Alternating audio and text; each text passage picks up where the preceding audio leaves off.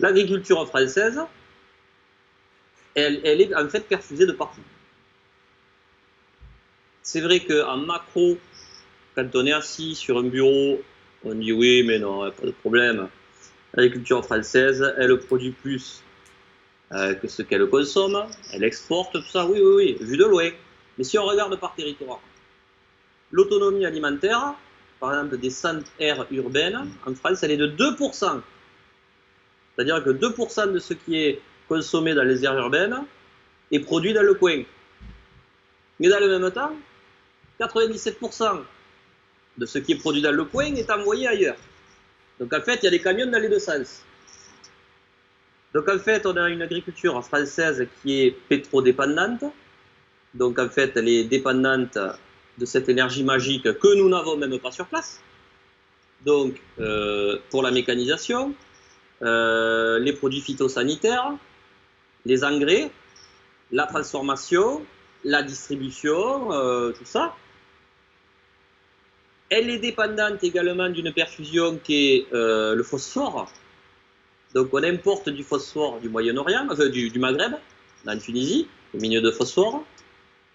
Elle est perfusée également par la main-d'œuvre.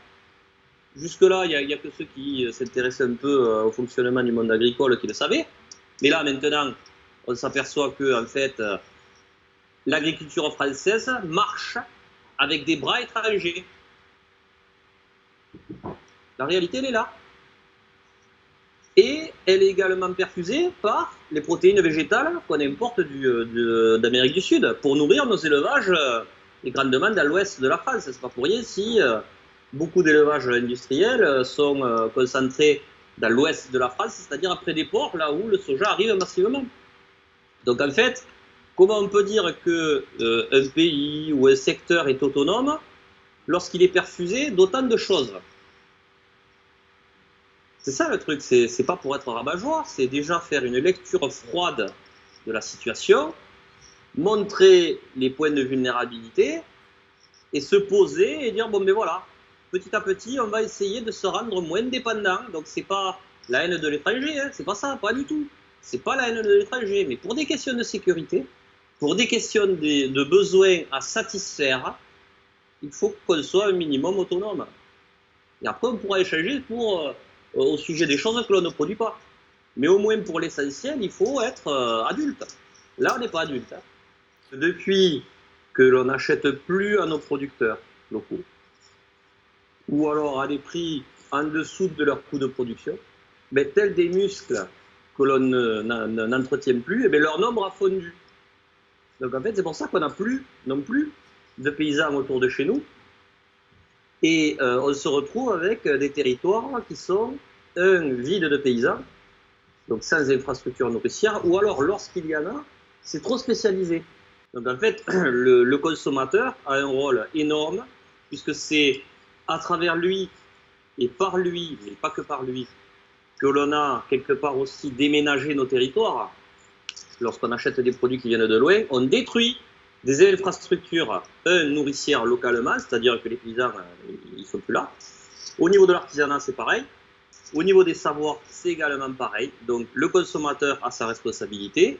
Le citoyen également, en mettant son bulletin de vote pour des partis qui sont trop dans le mondialisme, ou alors pour des partis qui se foutent un peu de la relocalisation, mais également les politiques publiques ont également leur responsabilité, c'est-à-dire que signer des accords de libre-échange sur des produits que nous pouvons fabriquer localement, c'est le contraire d'une bonne politique de gestion des risques.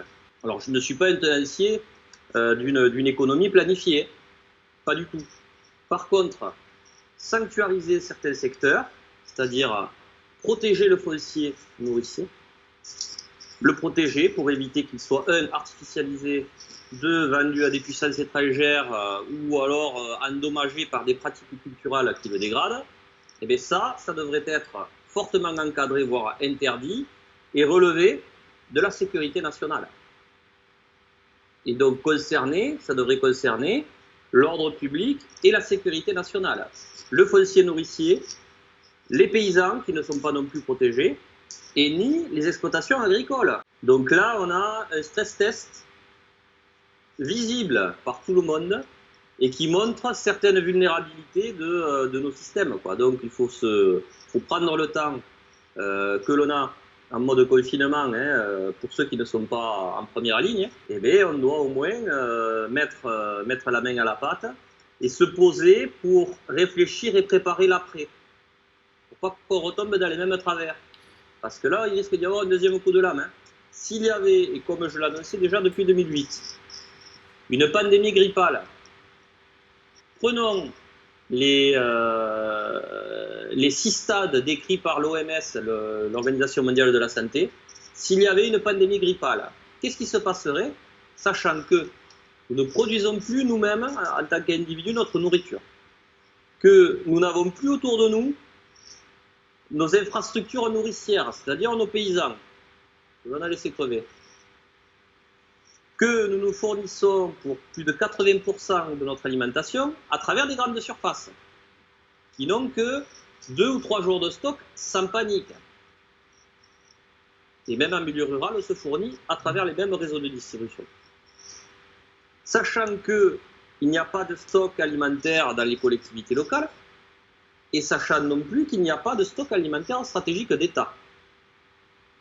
Avec des populations qui ne sont pas préparées, qui sont dans le mythe de la croissance infinie, du toujours plus, sachant que ces populations, et même les élus et la technostructure, pensent que s'alimenter est une affaire réglée,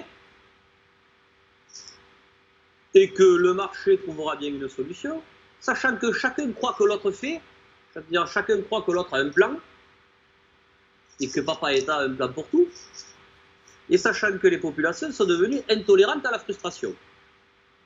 Qu'est-ce qui se passerait, sachant tout cela, qu'est-ce qui se passerait si les transports ne fonctionnaient plus? Le vigile de supermarché serait débordé par l'afflux des gens, qui ferait appel donc à la police municipale, qui serait débordée, qui ferait appel à la police nationale, qui serait débordée, qui ferait appel à la gendarmerie nationale, qui serait débordée, et qui ferait appel au reste de l'armée, qui serait affaibli. Donc en fait, un problème d'ordre systémique, avec des territoires non résilients et avec des populations non préparées, eh bien, on arrive à des troubles à l'ordre public, et à travers le continuum sécurité-défense, la sécurité nationale est concernée par l'ordre public.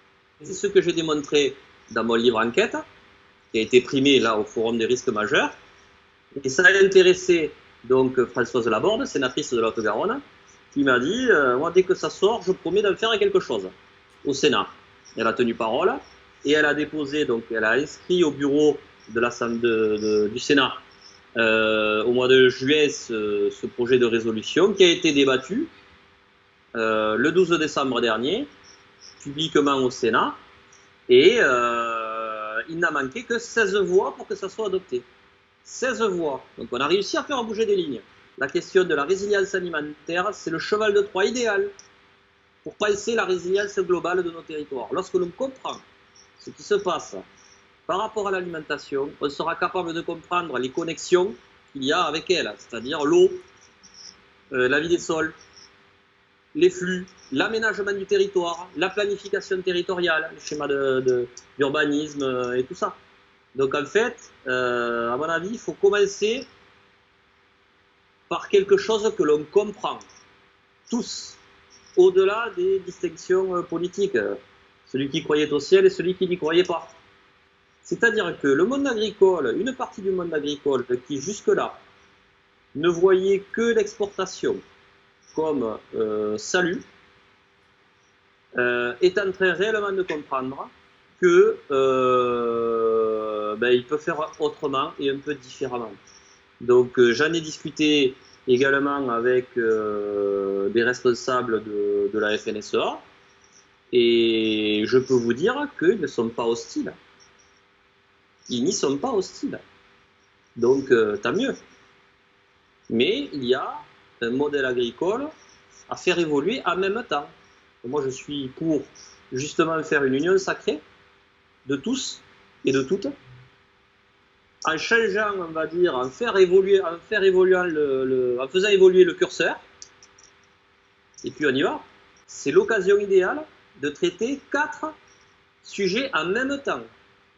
C'est-à-dire la question de la résilience alimentaire, liée à la sécurité nationale, comme on le porte avec la sénatrice Françoise Laborde, la nécessaire adaptation au réchauffement climatique, parce que ça, hein, c'est pire que le coronavirus, hein, le réchauffement climatique. L'effondrement de la biodiversité, où là, on est mal, et également la forte dépendance aux énergies faciles. Donc ces quatre sujets, c'est l'occasion rêvée de les traiter en même temps. Donc là, du coup, posé comme ça, il n'y a pas de raison que chacun, que certains ou certaines s'imaginent pouvoir faire comme d'habitude. C'est pas possible.